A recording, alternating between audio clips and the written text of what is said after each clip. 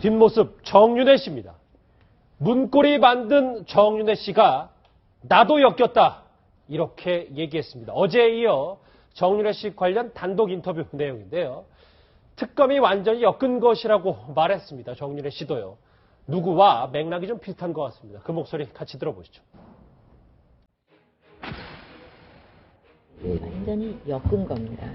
뭐 어디를 도와주라 하는 거하고는 제가 정말 확실하게 말씀드리는데 그 누구를 봐줄 생각 이거는 손톱만큼도 없었고 그래서 거기에 어떤 결정이 내리든 간에 그거는 국가의 올바른 그 정책 판단이다 그렇게 생각을 합니다. 그때는 저는 이게 세상이 저는 무섭구나 잘못만 안 하면 편히 살 줄 알았는데 이런 잘못이 안 해도 3인방을 만나서 밥이라도 한 번 먹었으면 덜 억울한데 밥도 한 번 안 먹었거든. 친구들하고 연락도 안 왔어. 네, 민 원장님, 정윤회 씨의 주장에 의하면 문고리 3인방이랑 밥도 먹은 적이 없다고 하는데 알려진 보도에 의하면 문고리 3인방을 임명한 게 정윤회 씨다 이런 얘기도 있잖아요. 아니, 당연하죠. 그러니까 98년도에 대통령께서 국회의원으로 처음 이제 정계에 입문했을 때 정윤회 최순실 부부가 내려가서 선거도 다 하고 인적 차원에서 당시에 그 지역의 국회의원 수행비서였던 안봉근 비서관을 채용하고 그다음에 나중에 이재만 안봉근 지금 이춘상 지금 고인이 된 그렇게 해서 그 4인방을 갖다가 다 이 정윤회 최순실 부부가 꾸렸는데요. 모를 리가 없고 연락이 안 된다는 게 말이 안 되는 거고 그다음에 그 가장 최근에 확실한 게 당시에 그 지금 조홍천 의원 당시에 조홍천 비서한테 이재만 비서한테 전화해서 조홍천 씨가 왜 내 전화를 안 받는다. 좀 전화를 받게 해라. 그래서 이재만 비서관이 조홍천 당시 비서관한테 전화해서 정윤회 씨라는 사람 전화 가면 전화 좀 받아주세요. 그 얘기까지 했잖아요. 그렇게 은밀하게 다 연락을 했는데 무슨 연락을 안 하고 지냅니까? 근데 엮였다는 얘기는 좀 어떻게 들어야 될까요? 엮였다. 그러니까 이게 지금 2014년 정윤회 문건 그 사건에서 박관천 경위가 한 그 올린 보고서에 대해서 지금 정윤회 씨는 완전 부인을 하고 있는 거예요. 그 잘못 허위 사실이라고 얘기를 하는데 제가 이제 주변에 좀 얘기를 들어보니까 2007년 새누리당 경선 때 이명박 당시 경선 후보하고 박근혜 후보하고 경선할 때 그 후로 어느 날 정말 소리 소문 없이 눈앞에서 사라졌다는 거죠. 정윤회 씨가? 예, 그러니까 당에 있는 분들은 못 봤어요. 정윤회 씨를. 그런데 그럼 왜 사라졌을까? 그런데 그 정윤회 씨 지금 이 채널A 단독 보도에 보면은 대통령이 부담이 될까봐 물러섰다는 취지의 얘기가 있거든요. 그렇죠. 그거에 이제 덧대 보면은 2007년 후보 그 경선 때 최태민하고의 관계가 굉장히 뜨거운 이슈였잖아요. 예. 그러니까 당시 경선에선 졌지만 차기 대통령은 또 노리고 있는 상황에서 아마 최태민하고 관계가 드러날 수 있는 부분에 대해서 또 이 정윤회였기 때문에 그래서 일선으로 물러난 거 아니냐. 그리고 나서 독도 방문해서 행사하거나 이럴 때 계속 있었어요. 정윤회 씨가 대외적으로 대통령 옆에 없었을 뿐이지. 그러니까 정윤회 씨가 그리고 또 하나는 지금 정윤회 문건 파동이 특검에서의 조사 대상이잖아요. 예. 특검 수사 대상이기 때문에 그걸 염두에 둔 인터뷰 내용이 아닌가 싶습니다. 근데 고 박사님. 예. 억울하다는 얘기를 물론 본인은 억울할 수 있지만 듣기에 따라서는 그 억울이 잘 안 받아들여지는 경우가 있어요. 글쎄 지금 본인은 계속 억울하다고 있지 않습니까? 또 대통령도 억울하다고 지금 이렇게 얘기를 하고 있으니까 정윤회 씨는 지금 정윤회 문건 사건은 완전 조작된 것이다. 대통령이 얘기한 더 찌라시다. 그런 입장인데 제가 볼 때는 왜 이 시점에 나와서 정윤회가 언론에 인터뷰도 하고 그럴까? 정윤회도 상당히 말하자면은 박근혜 대통령에 대해서 10년 정도를 비서실장으로 있었기 때문에 대통령을 옹호하고 뭔가 비호하고 싶은 생각도 있지만 자기한테 닥쳐오는 어떤 위험을 감지를 했을 겁니다. 왜 그러냐면 정윤회 문건 사건에 대해서 반드시 검찰이 특검이 조사를 안 할 수가 없거든요. 그렇다고 한다면은 지금 우병우 씨에 대해서도 지금 특검이 아무 얘기를 안 하고 있는데 우병우는 예로면 조그마한 얘기만 나와도 범 미꾸라지 중에 미꾸라지여가지고 빠져나갈 구멍을 찾을 것 같으니까 적어도 저는 좋게 해석을 합니다. 특검에서 내밀하게 딱 지금 준비해놓고 우병우 불을 언젠가는 탁 불러서 소위 말해서 엮지 않겠느냐 이런 생각을 하는데 그렇다고 한다면 정윤회 씨로서는 상당히 지금 유혹감을 느끼고 있기 때문에 나는 관계없다. 박근혜 대통령은 냉정한 사람이다. 2007년 이후 인터뷰는 특검을 대비한 인터뷰. 2007년 이후 나하고는 아무 연락도 없어서 좀 섭섭하다는 식의 그런 감정을 표현을 했기 때문에 그동안에 아무 연락이 없었고 나는 결백합니다. 그걸 지금 주장하고 있는 것 아닌가. 그러나 박관천 경정의 그 문건에 보면은 권력서열 2위 아닙니까? 2위. 결국은 최순실과 정윤회 간에 박근혜 대통령을 놓고 권력 싸움하다가 밀려난 것이죠. 예. 정윤회 아버지가 그렇게 얘기를 했지 않습니까? 그 다투다가 결국은 질투를 했다, 이런 얘기. 질투를 해서 밀려났다고. 예. 정윤회 씨의 육성 또 하나 있습니다. 이 최순실 씨의 일가 재산 형성 과정에 대해서도 이렇게 언급한 게 있는데요. 같이 집중해서 들어보실까요? 역삼동, 하역삼동이죠. 원룸 2동 36개를 져가지고 장모님도 거기 사셨지. 그때 꽤 컸죠. 압구정동 미수빌딩이 다 허물어져가는 교회에 따랐잖아요. 빨간 벽 걸렸으니까 나중에 이제 어쩔 수가 없으니까 이쪽 원룸 2개를 다 팔아가지고 미수빌딩에 진 거죠.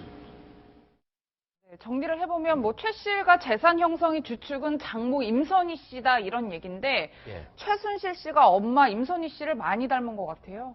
그렇죠. 굉장히 많이 닮아서 좀 여장부라고 할까요? 여장부 스타일로 해서 탁 잡아떼기도 하고 그 다음에 아주 혹독하게 이렇게 일을 갖다 몰아붙이기도 하고 그 다음에 뭐 옛날 채널A 단독에서 나갔던 옛날 박정희 대통령 기념관 건립에 관한 박근혜 대통령하고 최순실하고 회의 과정 얘기 보면 박근혜 대통령 아예 주도에 가지 않습니까? 예. 그런 측면이 임선희 씨를 닮았다고 하는 거예요. 임선희 씨가 이 최태민 씨의 5째 부인으로 알려져 있는데요. 그렇죠. 그 최태민 씨의 5째 부인으로 알려져 가지고 최태민 씨를 많이 그러니까 집안의 재산도 불리게 하고 재산을 관리하고 하는 데 있어서 임선희 씨 역할이 굉장히 컸고 이게 수치도 밝고 또 임선희 씨도 나름대로 무슨 일부 증언에 의하면은 사채라고 할까요? 일수 비슷한 그런 것도 할 정도로 굉장히 옛날 분이잖아요. 지금 사셨으면 뭐 100세가 넘으실 분인데 아무튼 그런 옛날 시절에 그 정도로 아주 활력 있는 그런 지금으로 하면 워킹맘 그런 스타일이 아니었나. 그래서 그런 걸 갖다가 엄마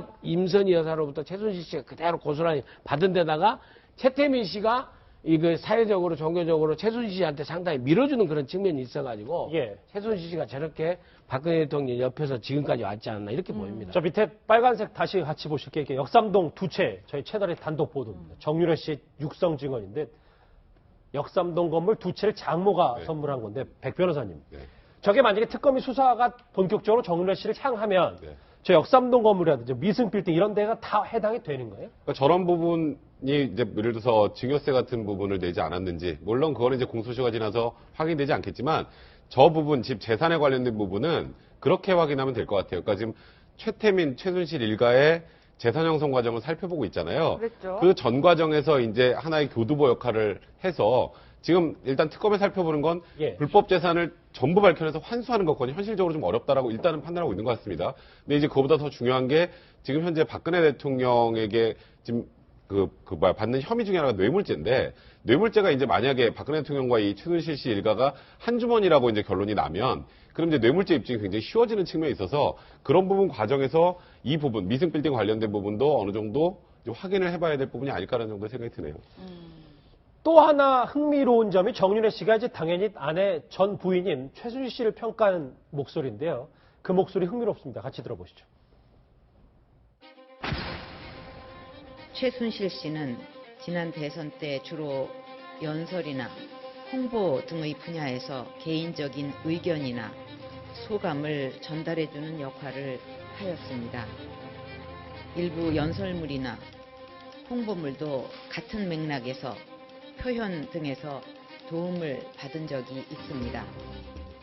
전문가가 아니고 근데 연설문을 한 장을 쓰려고 그러면 책임감을 가지고 해야 되는 게 연설문이.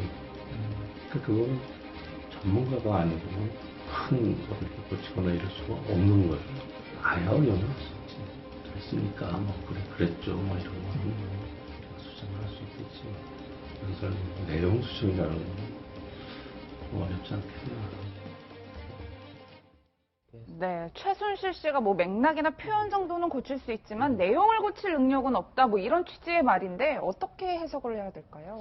저는 정윤회 씨의 그런 주장에 대해서 상당히 공감이 가는데 최순실 씨가 정호성 비서관하고 나눈 얘기들 또 여러 가지 지시 내용을 보면 저 최순실 씨가 정무적인 감각 어떤 문제를 정치적으로 판단하고 거기에 대해서 적절한 해답을 내놓는 그런 부분에서 상당한 감각이 있구나 하는데 그 말이라든가 이 언어를 사용하는 내용을 보면은 아주 초등학교 수준 정도뿐이 안 됩니다. 그렇기 때문에 어떤 연설문 전체에 대해서 최순실 씨가 우리가 이야기한 대로 앞뒤를 바꾸고 전체 뭐 어떤 그 틀을 바꾼다든가 내용을 완전히 고치는 게 아니고 좀 표현 정도를 고치는 수준 아니었나. 지금 수정한 걸 내용을 보더라도 표현을 약간씩 고치는 정도 자기 감각으로 말하자면은 뭐랄까 자기가 평생 체득한 이런 주변에서 듣는 감각을 가지고 고쳤던가 아니면은 조금 누구 자문을 받아가지고 좀 삽입하는 정도고 아니면은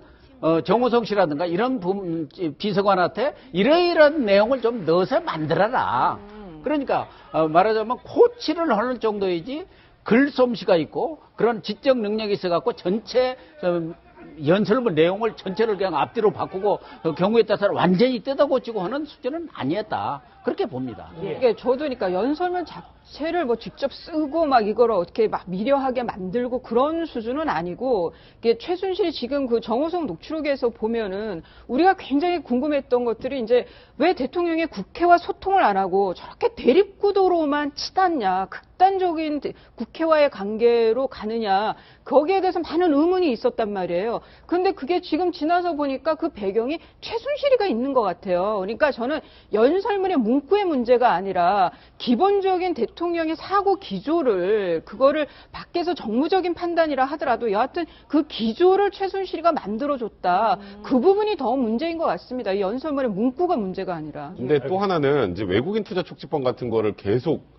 이제 최순실 씨가 정호성 비서관한테 이거 빨리 개정해야 된다고 하고 하는 걸 보면 이런 부분에 대해서 내용을 어느 정도 알고 있는 거 아니에요. 그럼 누군가에게 청탁을 받았든 그러면 이런 부분에 대해서 생각을 할 수 있는 또 주변에 배우 사람들이 또 있지 않을까 분명히 생각해 봐야 돼요. 지금 말씀하셨던 것처럼 저도 동의합니다. 최순실 씨가 무슨 연설문을 다 뜯어고치고 할 수 있을 정도의 능력자가 아니라는 건 보이는데 하는 얘기들을 보면 옆에서 이 최순실을 코치하는 누군가가 또 있는 게 아니냐라는 생각을 지울 수가 없어요. 그러니까 그 부분도 좀 조사의 대상이 돼야 되지 않을까라는 생각도 개인적으로 좀 정윤회 씨 관련 저희 채널의 단독 육성 인터뷰 내용까지 정리해봤습니다.